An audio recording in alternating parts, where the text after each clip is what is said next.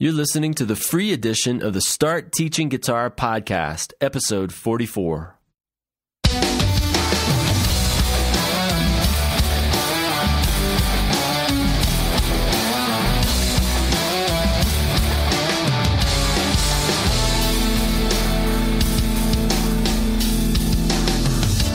Coming to you from Colorado Springs, Colorado, the home of Pikes Peak.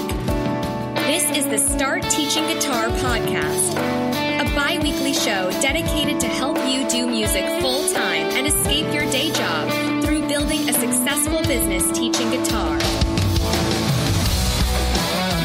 And here's your host, musician, guitar teacher, and small business coach, Donnie Scheck-Snyder. Hey, what's up, everybody? Welcome to the Start Teaching Guitar podcast.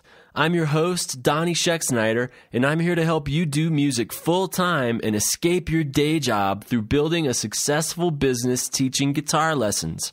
Today's topic is 7 tips to help your students practice more effectively. Practicing effectively is the secret to becoming a better guitar player. If your students don't practice, they won't improve, and they probably won't stay with you for very long either. If you want to succeed as a guitar teacher, you have to teach your students how to practice effectively. In this episode, I'll give you 7 tips to help your students practice more effectively, which in turn will help them get better results on the guitar. I'll also tell you what doesn't work, and I'll even throw in a few surprises for you, some things you may not know about what practicing can do for you as a guitar player. Finally, I'll wrap things up in this episode with some cool free resources you can use to help your students practice more effectively. Today's episode is brought to you by Brett Manning's Singing Success course. Now everyone can learn how to sing from world-renowned professional vocal coach Brett Manning. Designed to be the ultimate vocal training program, singers can learn the same singing lessons as professional singers from the comfort of your home and at your own pace. This revolutionary program, which includes 12 CDs, a tutorial DVD, and a 16-page instructional workbook, takes singers of any skill level through a complete step-by-step vocal training course, replacing the need for countless one-on-one singing lessons. Singers using this voice method routinely add over a full octave of usable range to their voices in just a few singing lessons. The Singing Success program has been carefully designed to increase your vocal range, improve your singing tone, vocal style, vocal power, and vocal control, while giving you the freedom to learn at your own pace in the comfort of your own home, car, or studio. The Singing Success program has been proven effective by thousands of satisfied customers in over 100 countries around the world. Singing Success is the only vocal training program on the market that promises results by offering a 6-month, no questions asked, money-back guarantee. You will never know the full potential of your own singing voice until you take the first step. Visit startteachingguitar.com/singing success and start improving today. Now, let's jump right into today's topic, 7 tips to help your students practice more effectively.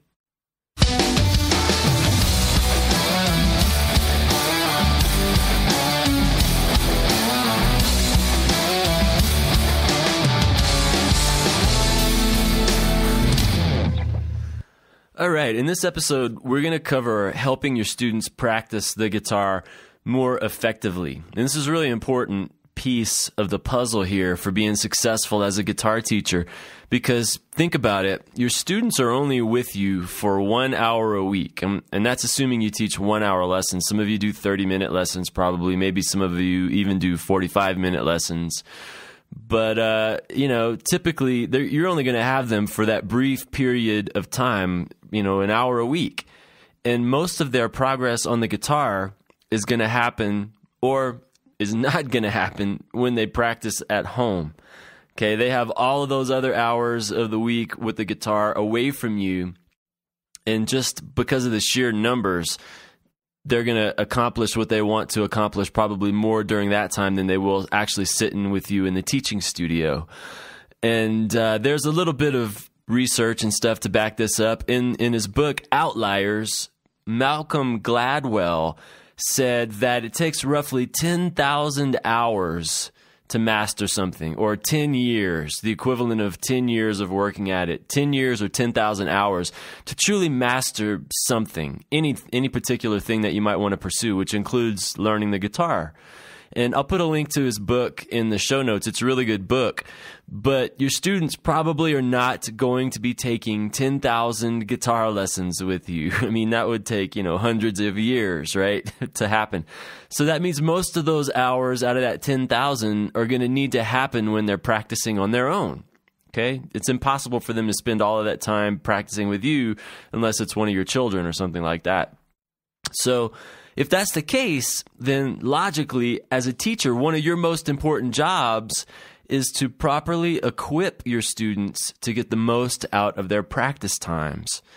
Okay, those 10,000 hours that they have to put in, only a small portion of that is going to be in the teaching studio with you.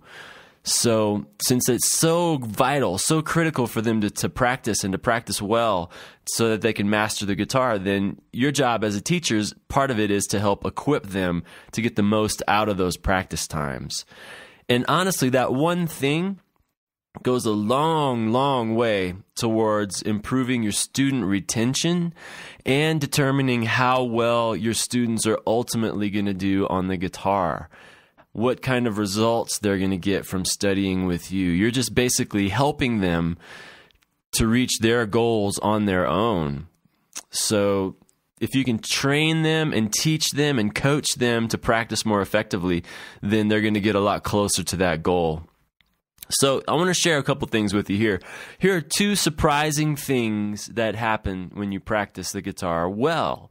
I was kind of surprised when I learned this stuff. I never really thought about it this way, so I figured I'd pass it on. But these are two surprising facts that I learned while I was reading Guitar Zero by Gary Marcus, and I'll link to that book in the show notes too. It's another really good book to read.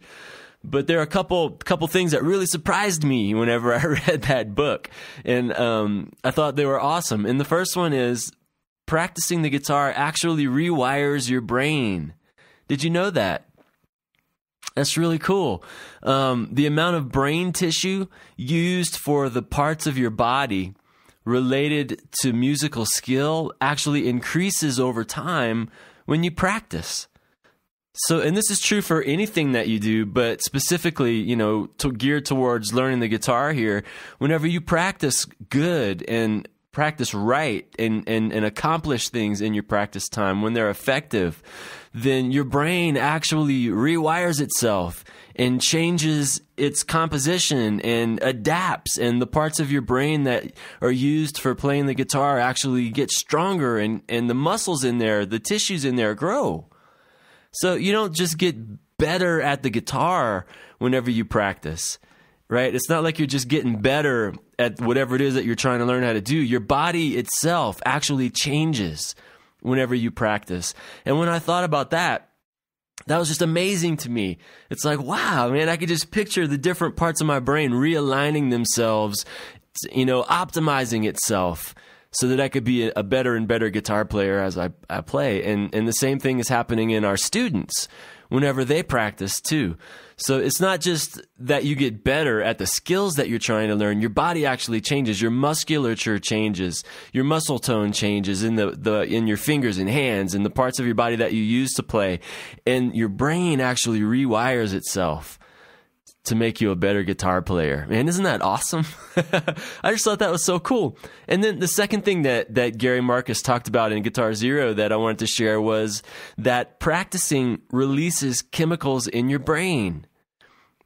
It's another thing I never thought of, but there's a chemical called dopamine that gets released in your brain under certain conditions. And whenever you have that release of dopamine, it actually brings happiness and euphoria, and it makes you feel really good. And I'll link to this particular article in the show notes. It's on discovery.com. And it talks about how music, just listening to music, can release dopamine in your brain.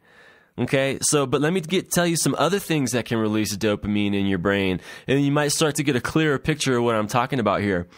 But the obvious thing is having sex releases dopamine in your brain.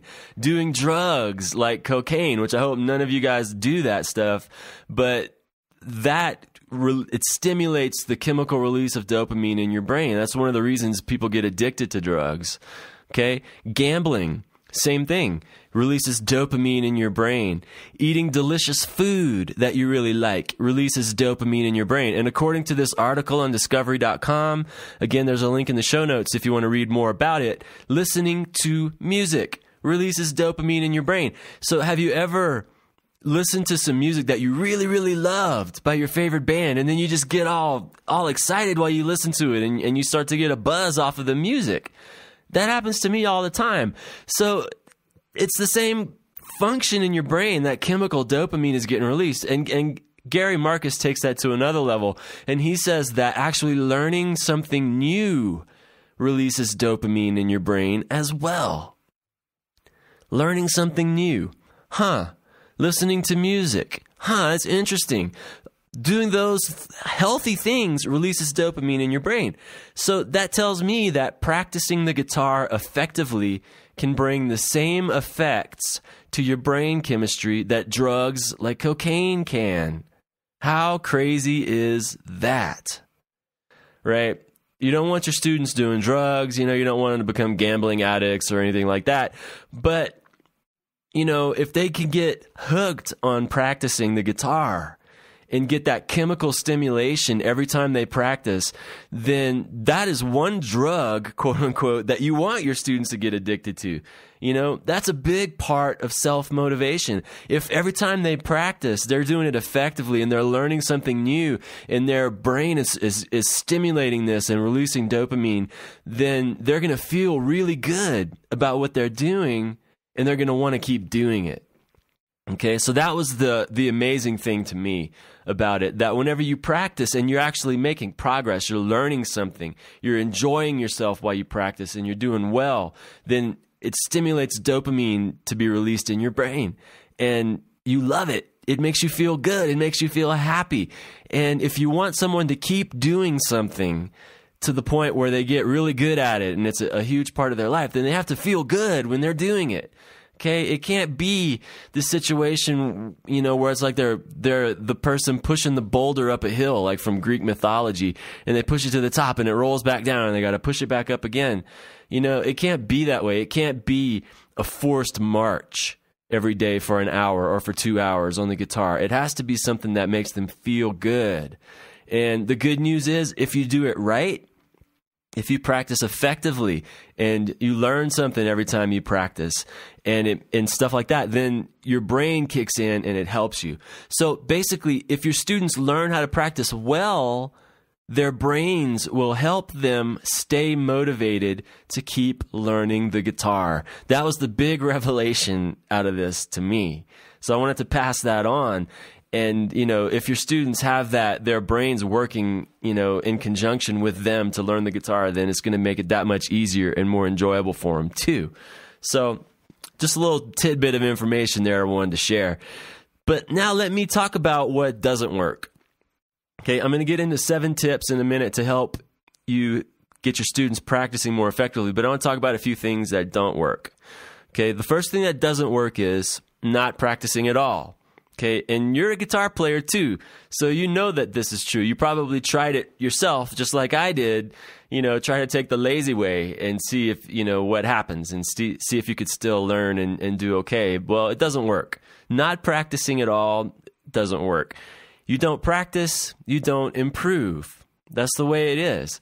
And again, you got to spend time with the guitar if you want to get better. According to Malcolm Gladwell, you got to spend roughly 10,000 hours of quality time with your guitar to master it. There's no way around it. And no one has enough natural talent to get good at the instrument without actually spending time practicing it. It'll come easier to people with natural talent, but you still got to spend the time with your guitar. So you got to practice. Not practicing at all doesn't work. The next thing that doesn't work is only practicing occasionally. So I tried that for a while too. It was like, okay, I'm just going to pick it up when I feel like it. I'm going to let my feelings decide when I want to practice and all of that stuff. And if, as long as I just do it whenever I feel like it, it'll work out just fine. Well, not so much. Just picking up the guitar once in a while whenever you feel like it doesn't help you either, because inconsistent practicing will usually only end up frustrating you and your students. If you just pick it up every once in a while, you're never going to build any momentum in your guitar playing that way. You never really hit that point of critical mass where things just start clicking and working in your favor, and you get that snowball effect that starts to happen, and everything just gets easier and easier and more enjoyable over time. You kind of hit that stride. You don't do that if you only pick it up once in a while. It takes consistency with your practice times to get to that point. So only practicing occasionally doesn't work either. Here's another one. Thinking about practicing doesn't work. And you might be thinking, well, duh, of course it doesn't. Well, we can do a lot with our thoughts. We can create things with our thoughts. I did an episode on mindset a while back that talks about how important our thoughts are. Thoughts become things. They really do. And it's a good idea to spend time thinking about the kind of guitar player you want to become and about the kind of guitar teacher you want to become, and kind of envision all of that in your mind and plan it all out and set goals in your mind. But there's a point where you have to start taking action if you want to actually see the things that you think about. Now, the problem is a lot of people take action first. They start with the action. They start with the tactics, but then they don't think about it first. They don't begin with the thought and the strategy for where they want to get, and that usually ends up not working out too well either. You got to start with thoughts first before you start taking action. You got to start with strategy first before you start doing tactics, and that's true in your business and in your life, not just in your guitar playing. But at some point, you got to stop thinking exclusively, and you got to start doing. You got to take action. So when it comes to practicing, have your students do it. Make sure that they understand that they need to think about it and plan it out, but they also have to actually do it. Okay. And then the next thing that doesn't work is inefficient practicing. So that's one of the things about the 10,000 hours that Malcolm Gladwell talks about. It's not just spending 10,000 hours with your guitar that's going to make you master it. It's actually spending time learning things while you're practicing and making your practice times count. It's quality hours that matter, not quantity. So I think all students try to practice. I know, whenever I was first learning how to play the guitar, I did my level best to get an hour of practice in pretty much every day, sometimes more than that, and I think most students are well-intentioned, and they do what they think is the right thing to do when they're spending that time, but for a lot of them, it just doesn't usually work out for them very well. And that's because they're practicing the wrong things, or they're practicing the wrong way, or there's something that's inefficient about what they're doing that's keeping them from making progress. So practicing the wrong things or doing them in the wrong way, that actually leads to frustration. And frustration leads to people just giving up the guitar or not pursuing it as effectively as they could be. Okay? And the cool thing is, this is where you can really help your students. One of your roles as a guitar teacher should be practice coach. So you got, all these signs on your door, guitar teacher. One of the signs on your door should be practice coach. Think about this with me for a second. When a football team practices, they don't do it alone in isolation, right? It's not, the quarterback is at home doing his thing, practicing in his backyard, and the center is at home doing his thing and practicing in the backyard. I'm talking about American football here. And it's not the team practicing together separate from the coaches either, right? You have all of the players and you have all the coaching staff practicing together. And, I'm not as familiar, with soccer and with rugby and other sports, if you're listening from a different country than America, but I'm pretty sure it's all the same. they all practice together, and the coaches are there while they're practicing, constantly giving them feedback, constantly drilling them, pointing out areas of weakness and making suggestions to improve it. You know, the coaches are involved in the practice, and that's how the team reaches its goals. Okay, and you can do the same thing with your guitar students. Okay, you don't have to practice with them every single day, right? But you can take a lesson once in a while and just spend it practicing with them, going through their practice routine in the lesson. And while you're doing that, you can watch them. You can give them feedback about the things they're doing good and the things that need improvement. You can point out what they're doing right. You can point out what they're doing wrong and give some correction to that so that they can improve it.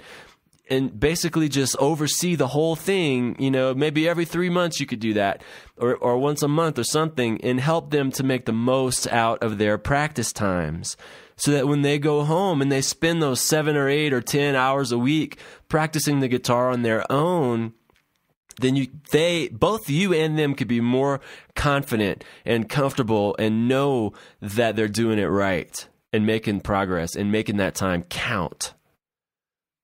So I just want to, if you don't listen to anything else I say in this podcast episode, take that one little nugget and see if you can apply it in your teaching business, and take a lesson and start practicing with your students and going through everything that they do on their own with them and make sure that they're doing it all right. It's going to help them out a lot. Okay. And then the last thing that doesn't work is just throwing more money at the problem. This is what a lot of people tend to do. You know, money can solve some problems, but it can't really make you a better guitar player, in my experience. So paying for more books, paying for more lessons, paying for more DVDs, you know, different things like that, that's not going to improve your guitar playing even a little bit unless you actually practice what's in those things. You know, you got to actually take the information and practice it. So throwing money at the problem, buying more lesson materials as a student is not going to help you improve on the guitar unless you actually practice anyway. Buying more gear, a nicer music stand, a better guitar, a better metronome, or something like that is not going to help your guitar playing either. The only thing that's going to help your guitar playing is if you use those things to practice with. That's going to make your playing get better. Okay, there's no way around actually putting in the time on the guitar. You have to do it. You can't buy things that you can't buy your way into mastering the guitar, I guess is what I'm trying to say. It takes dedication. It takes work. You really do have to earn it. It's the truth. Practicing consistently and practicing correctly is really the only way to get better on the guitar. You can't buy that. Okay, paying for a better quality teacher can help, you know, and buying other resources can help. But if a person's not willing to practice, they're not going to see the results that they're looking for. So those are just a few things I wanted to throw out there about what doesn't work. Now let me get into the 7 tips here to help your students practice more effectively. So these things kind of come, a lot of this is general knowledge, things I've learned over the years, things that I've learned in my own journey with the guitar, and things that I've worked with my own students. But some of these things Gary Marcus also talks about in Guitar Zero, which, you know, are things that a lot of these I've been doing for a long time. So it was cool to see that reinforcement from that book as well. But the first tip I have for you for improving your students in their practicing is to focus on the weak areas. The idea is to focus on fixing what's broken and not just playing for fun, right? If all your students do is pick up the guitar and then just noodle around for an hour, that doesn't count. They're not practicing if they're not trying to improve areas of weakness in their playing, or trying to learn something new, or trying to push the boundaries a little bit in their playing some kind of way. Just rehashing stuff that you already know doesn't count. Okay, that's just goofing around with the guitar or just playing the guitar. That's not practice. So what you want to do is identify and drill your students on problem areas that they're having. weaknesses, areas that they're having trouble with and that they're struggling with. And you do that with the goal of trying to fix those things. So you got to help them figure out what the real problems are, and then give them exercises and drills to repeat over and over again to fix that one particular issue. And that's going to give them the best results in their overall playing. They're going to see, an order of magnitude improvement if you focus on the weak areas and fix those first. Okay, so what you need to do is you use the rifle approach as opposed to the shotgun approach. So a shotgun, when you shoot a shotgun, there's this little cartridge with, 100 BBs in it that fly kind of in all directions. You don't want to tackle 100 different things at one time when you're practicing. You want to tackle 2 or 3 things that will make the biggest impact in a student's guitar playing. So that's where the rifle comes in. A rifle is just a single bullet that goes exactly where you aim it. And that focus helps you hit the target better. So in your students' practice time, help them identify the targets that they want to hit, and then help them organize their practice session around reaching those specific targets, their areas of greatest weakness. Okay, some people might call that low-hanging fruit, right? Easiest to pick and get the quick rewards from. Those things are all important to help your students with their motivation. Okay, so focus on the weak areas. That's my first tip for you. Number 2 is take a holistic approach. A holistic approach. That means that you make sure you work on the whole guitar player, the whole musician, not just their technique, or not just music theory, not just ear training. You work on the whole picture. Don't neglect any areas of musical development in your students. And it's pretty easy if you have a good understanding of what makes up a good musician. And that's the topic of a whole nother podcast. Actually, I'm going to make a note of that so that I can cover that in a future episode. But there's 3 basic sets of skills that you can focus on. And those are, the first one is recognizing melodies and harmony and chords and things like that, kind of the melodic piece of being a guitar player and a musician. And the way you work on that stuff is you do ear training, you get them to do vocalizing where they're actually singing intervals and scales and things like that. You work on music theory, you work on intervals, triads, chords, all of those things help with the melodic aspect of music, melodies, harmony, things like that. Okay, so that's the first set of skills. The second one is working on time, tempo, and rhythm. So if you do some metronome work with your students, that will help them with time and tempo and rhythm. If you do rhythmic drills with them so that they're playing different note values and different combinations and things like that, that will help as well. I started out playing the drums first, so I feel like that really gave me an advantage when it came to approaching rhythm on the guitar. And that's true for a lot of guitar players out there too. But that's the second basic set of skills. They all have to do with rhythm and time and tempo. And then the last one is muscle coordination and synchronization between your left and your right hands.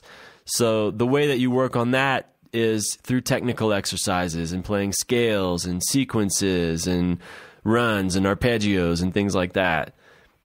Okay, so if you think about it in terms of those 3 basic sets of skills, everything else can kind of fall under those big 3 things.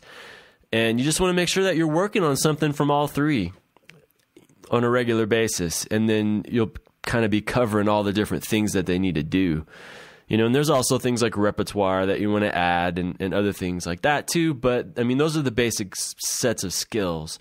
So just be aware of the areas that your students need to focus on, and then make sure that you cover them all over time so that they can end up being a complete musician by the time those 10,000 hours are over. Okay, so that's number 2. Take a holistic approach. Number 3 is break things into chunks. You probably heard that old story. Well, it's, a question. How do you eat an elephant? An elephant's this big, huge animal. How can you eat an elephant? Well, the answer is 1 bite at a time, right? You're not going to eat an elephant in one day. It's not going to happen quickly. You got to take it in bite-sized chunks, and it'll take a long time, but that's how you get to where you want to be. And the truth is, your brain can only absorb what your butt can tolerate. So having your students sit down and practice, for 2 or 3 hours at one time, that's probably only going to serve to burn them out. It's better, instead of 2 hours of nonstop practice, it's better to break it up into smaller pieces and to take a break in between each piece. So make sure that your students aren't burning themselves out by trying to do too much at one time. And ask them a lot about how they feel when they're practicing, how they feel about their practice times, how they feel about their guitar playing. That's a big clue to you as a teacher to know that you got to make adjustments, is how they're feeling about it. But a lot of times they won't tell you. So you need to ask them about that often. And if they say they're getting tired when they practice, if they're getting frustrated, if they're getting bored, then that's where you step in and help them make some adjustments to their practice routine to make it more effective and enjoyable for them. So now younger kids in some ways seem to kind of be an exception to this, because young kids seem to be more tolerant of repetition for some reason than adults are. And I think a big reason why that's the case is that there's usually a parent or someone that's practicing with them. And as long as someone's doing it with them and guiding them every step of the way, little kids seem to be able to sit there and practice the same thing over and over again. Whereas with an adult, trying to do it on your own, it's different, right? You're not typically going to have someone sitting there with you, kind of coaching you while you practice like a younger kid would. So, that's just something to think about too. But in general, if you break things into smaller pieces, then and take a break in between each section of practicing, then it's going to be a lot better whenever your students do it. So that's number 3. Number 4 is practice everything slowly. Slowly. We have this problem in Western culture where we want everything now. We want instant gratification. We have instant coffee. We cook our food in microwave ovens, and we drive as fast as we possibly can, and we pay for things with credit cards because we want it now. We want what we want, and we want it right away. We don't want to have to wait for it. And that can carry over into practicing the guitar too. So even if your students, if one of their goals is to be able to play faster technically, then you got to have them start out by playing everything slow. The motor skills, the muscle memory, and the fine detail needed to play faster only comes through mastering things at slower tempos first. So slower and clean is better than faster and sloppy any day. So what the trick to doing this is teaching your students how to be patient. And that can be a very daunting task in and of itself, but delayed gratification is the key here. And it is a challenge because everything in our culture is geared around, us getting what we want fast and getting what we want now. So you really have to fight against that when it comes to musicianship and teach them how to delay gratification until later. And this is also an important life skill that you can help your students learn at the same time, because if you can have delayed gratification, then you're going to have a lot more happiness in your life too, not just in your guitar playing. So that's tip number 4, practice everything slowly. Number 5 is get organized. Get organized. So this is where you can really help them too. Help your students organize all the details of their practice sessions, okay? I'm going to give you a few ideas about how to do that. First, show them how to use a calendar. Okay, you can get them to set up a Google Calendar if nothing else, and they could actually share that with you so that you can log in and look at it if you want to. So a Google Calendar is something that they can use, they can look at online, and they can schedule their practice times a week in advance and put them in there as calendar appointments. So if they do that, then it's a scheduled thing. It happens at a certain time. They know when they're going to do it. They know what day. They know for how long. And they can even set up calendar reminders so that they get an email or a text or a pop-up on their computer or something to tell them not to forget to do it. And like I said, they can share the calendar with you, and you can see it too, and you can make adjustments to it for them if you want to. So show them how to use a calendar for their practice times. Next, you want to either give them or sell them a binder with dividers in it for all their materials. Okay, this is just common sense right here. I mean, you want to show them how to organize everything so that they can find what they need. If they're practicing scales, for example, then they want to have a section in their binder that's got the scale materials in it so they can go right to it and they don't have to waste 10 minutes flipping through the binder trying to find what they're looking for. So that's important, organizing things. And then you want to give them tools to track their progress while they practice. And these can be as simple as progress charts that are printed out on a piece of paper that they use to write in what they do every time they sit down to practice. So they could write in the exercise, the date, the tempo that they worked at, how long they did it, and kind of track all that stuff, and so that they can see how they're improving over time. And those practice tools that you give them, they could be kept in the same binder with their other lesson materials. And I have some resources for you that can help you with that, and I'll give you those in just a minute. But yeah, more about that in just a second. But you want to help them get organized with their stuff, and that'll help them be more effective and be less stressed out. Okay, number 6, you want to help them set some goals. Your students need to have a reason to practice. So you as a teacher, you have to help them to set some specific goals that they can shoot for in their practice sessions. And those goals, they should stretch your students a little bit, but they shouldn't be unattainable.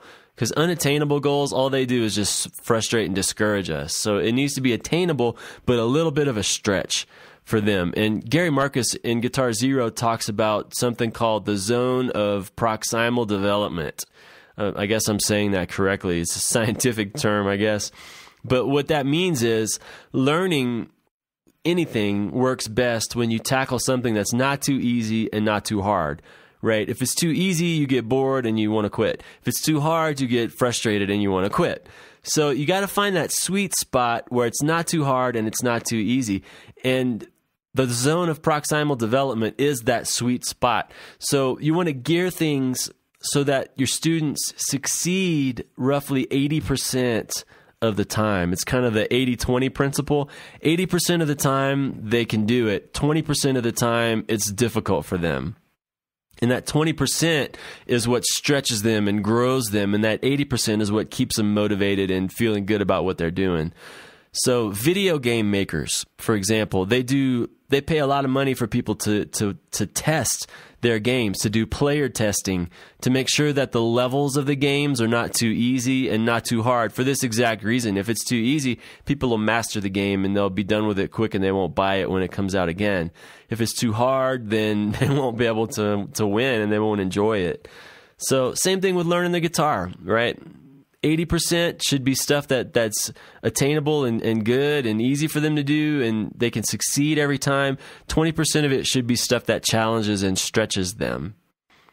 So those goals should reflect that 80-20 thing. And you want to write these goals down, and you want to have your students work towards those things every time they practice. Okay? And now the last tip, number 7. Stay motivated. Motivation is so important. This is the real secret for your students getting better on the guitar, and that's guarding their motivation. So as a guitar player, if you stay motivated, then everything is easier for you and you don't quit. And honestly, if you could just not quit, you're going to make progress on the guitar. If you could just not give up. If you keep doing it, keep at it, then you will get better. And staying motivated is the key to not giving up. So one way you can help your students stay motivated with their practicing is by rewarding them whenever they reach the goals that you just set, that I just mentioned in tip number 6. Okay, write out those goals, and every time they reach one, reward them for that. People respond to 2 main things. Here are the 2 main areas of reward that you could give your students that will matter to them. 2 things, praises and prizes. Okay? So praises. Make a big deal about the students' accomplishments. Whenever they reach one of their goals, make a big deal about it. You want to do this with them personally, so praise them up and down in their lessons. Man, you really did a good job. I'm so proud of you. And then when you're talking to their parents, if they're a younger kid, praise them to the skies to their parents and talk about how awesome they are and how proud you are that they accomplished their goal. And then do it in front of all your other students too. So if you send out a newsletter, praise those students that accomplish their goals in the newsletter. Do videos about them. You know, if you do recitals, brag on them in front of the whole group of people that are there. You know, make a big deal about them and praise them in every way that you can think of. And that's going to motivate them to keep wanting to do it. And then the second thing, prizes, praises and prizes. With prizes, you can actually give away items of value when your students reach certain goals with their practicing. Again, if you want your students to keep doing something, you give them incentive to do it. So whenever they reach that goal, you can give them a gift certificate to your local music store, for example. Or you can give them some of your branded merchandise. You can give them guitar picks. You can give them stickers. You can give them a t-shirt or a hat or some kind of clothing item. You know, if it's a really, really big goal, you know, something huge, maybe you could give them something a little more valuable than that, like a concert ticket or something. But you know, or a music CD or a DVD. You know, you don't want to spend a lot of money on this kind of stuff. Just something that would be valuable and appreciated by your students. But reward them, give them something, and you're going to be surprised at how excited they get about that and how much better their experience is going to be with the guitar. So the most successful guitar teachers out there do a good job of managing their students' levels of motivation. That's really is the key to keeping them staying with you, studying longer, and helping them get better results, is you got to manage that motivation really well. And if you do that, the results are going to speak for themselves.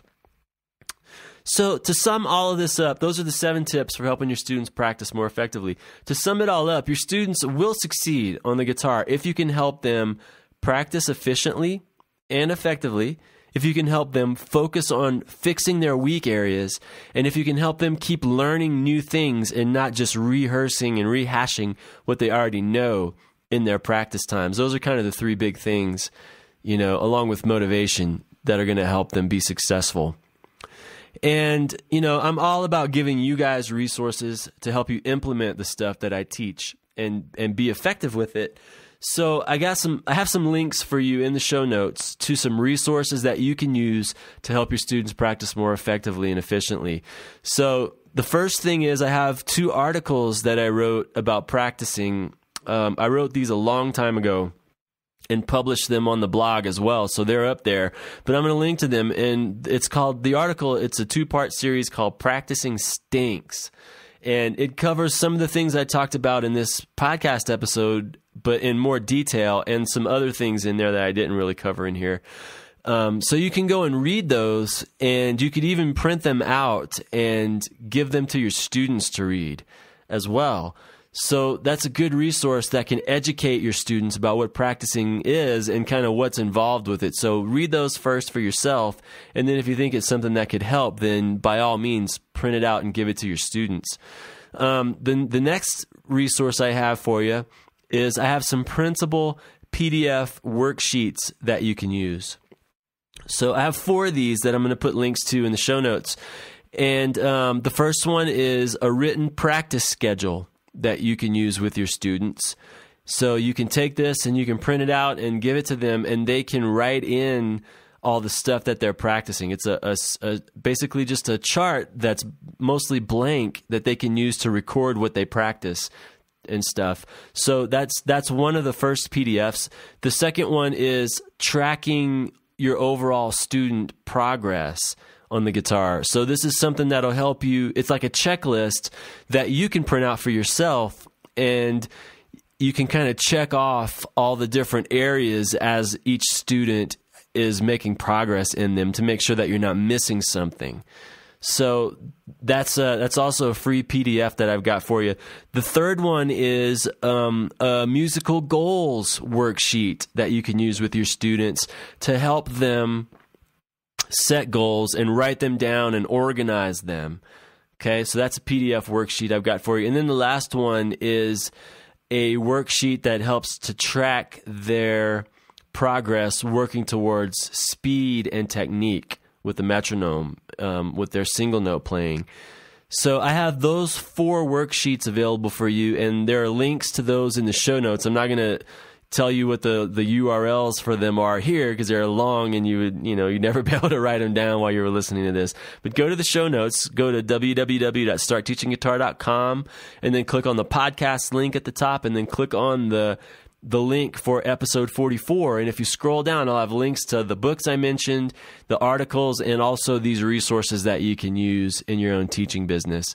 And as a special bonus for STG All Access members only, I am going to include a zip file with the Word documents for each of these worksheets so that you can actually change the text in them and brand them for your own teaching business if you want, and change it in any way you want, and then print them out and use them with your own students. And I'm also going to throw in a couple of Excel spreadsheets that you can use that actually, do conversions and equations for you to help you kind of track your percentage of improvement in whenever you're working with a metronome on your speed exercises and different things like that. So the spreadsheets have some calculations built into them that will help you kind of track all that stuff automatically. So these are things that I've used in my own practice schedules and routines, and have used with my other students too. So I'm going to throw those in there, and all in a big zip file so that you can download those if you're an STG All Access member. So that's going to be available inside the STG All Access portal on the show notes page for episode 44, there inside the members only area. Okay, that's it for this episode of the free edition of the Start Teaching Guitar podcast. If you'd like to hear this episode in its entirety, full length, and without any commercials or advertisements, and to get the extra Word documents and Excel spreadsheet goodies that I mentioned a minute ago, you can purchase your own STG All Access membership by visiting www.stgallaccess.com. STG All Access members get a full-length, ad-free podcast episode every single week, covering more detailed how-to topics, along with access to my notes and outline for each episode. Members also get access to the STG Podcast Archive, including the first 25 episodes of the podcast that are no longer available to the general public, and, best of all, access to the STG community forums, where you can connect with myself and other guitar teachers to ask questions and get help with building your teaching business. Just head over to www.stgallaccess.com to start your risk-free membership today. I just want to thank everybody for tuning in to the Start Teaching Guitar podcast. This has been the free edition of episode 44 with Donnie Schexnayder. Until next time, keep on teaching.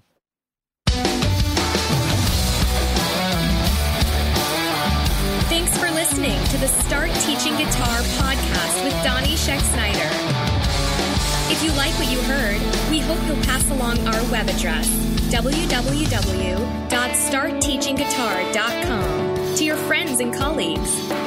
Be sure to check out the podcast page on our website to listen to previous episodes of the show. Join us next time for another edition of the Start Teaching Guitar podcast.